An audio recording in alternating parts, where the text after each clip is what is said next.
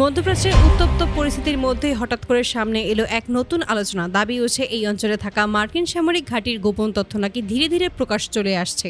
আর এই তথ্যের পেছনেই থাকতে পারে আঞ্চলিক দেশগুলোর ভেতরেই কিছু সূত্র। প্রশ্ন হচ্ছে, এই তথ্য প্রকাশের আহ্বান কি নতুন কোনো কৌশলের অংশ?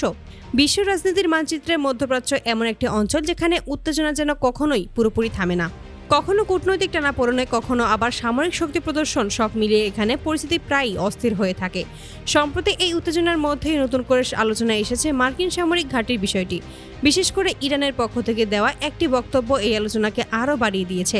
ইরানের সশস্ত্র বাহিনীর জ্যেষ্ঠ মুখপাত্র জেনারেল আবুল ফজল শেখারজি এক বক্তব্যে বলেন, মধ্যপ্রাচ্যে অবস্থানরত যুক্তরাষ্ট্র ও ইসরায়েলের সামরিক ঘাঁটিগুলোর অবস্থান সম্পর্কে তথ্য প্রকাশ হওয়া উচিত।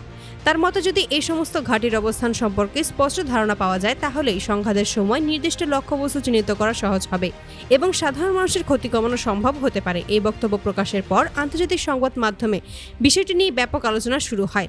ব্রিটিশ সংবাদ মাধ্যম দ্য গার্ডিয়ান তাদের এক প্রতিবেদনে জানায়, ইরানের সংবাদ সংস্থা ডিভা প্রেস এই বক্তব্য প্রকাশ করেছেন। প্রতিবেদনে বলা হয়, শেখারজি দাবি করেছে যে যুক্তরাষ্ট্র এবং ইসরায়েল ইরানের সামরিক শক্তির মুখে হতাশ হয়ে পড়েছে।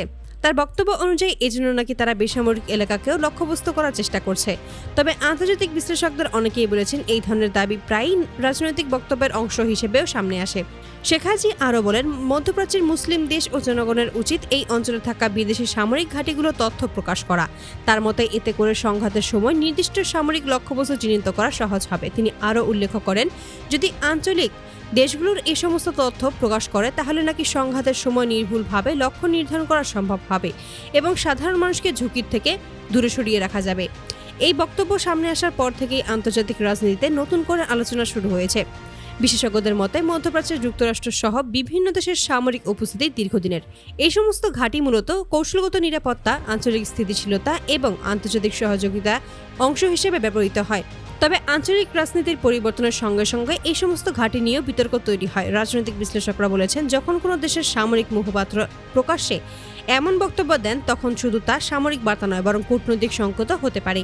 এদিকে সামাজিক যোগাযোগ মাধ্যমেও এই বিষয়টি নিয়ে নানা ধরনের আলোচনা শুরু হয়েছে। কেউ কেউ মনে করেছেন, গোপন সামরিক ঘাঁটির তথ্য প্রকাশ পাওয়া গেলে তা আঞ্চলিক নিরাপত্তার জন্য বড় ধরনের প্রভাব ফেলতে পারে।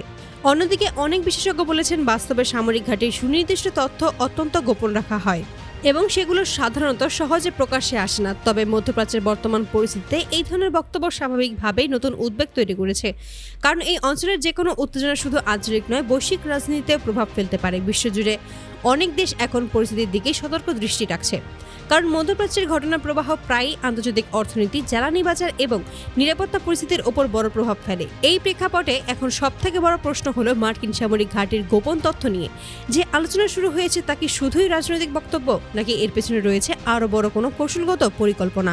সময় হয়তো সেই সমস্ত প্রশ্নের উত্তর সামনে নিয়ে আসবে।